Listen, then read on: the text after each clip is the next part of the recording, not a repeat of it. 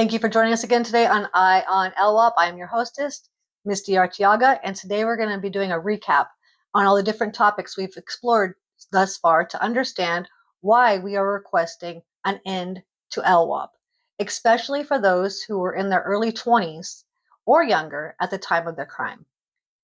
In the history portion, we went over how LWOP was introduced to California in 1977 as a humane alternative to capital punishment.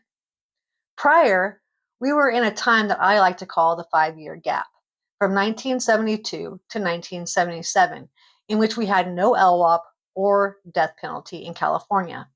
And during that time, all sentences that were indeterminate sentences were life with the possibility of parole, such as 20 to life. The following year, in 1978, the death penalty was reinstated, but unfortunately, LWOP was kept as a tool the DAs were able to take advantage of. Although both LWOP and the death penalty require a unanimous jury verdict, where the DA must prove beyond a reasonable doubt they are guilty of a special circumstance, that is not necessarily the case with LWOPs. All the DA office needs is a plea deal. Why would somebody agree to take LWOP? That's where the adolescent brain comes in. Just imagine for a second you're an 18-year-old kid and you just committed a terrible crime. And the DA says, plead guilty to LWOP or we are going to charge you with the death penalty.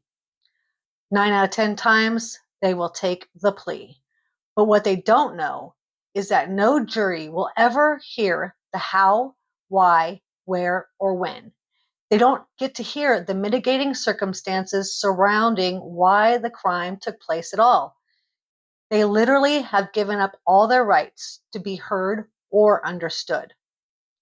Top researchers, mental health professionals all agree that the brain's prefrontal cortex, which is responsible for reasoning, impulse control, and weighing consequences, continues to develop into the person's mid-20s.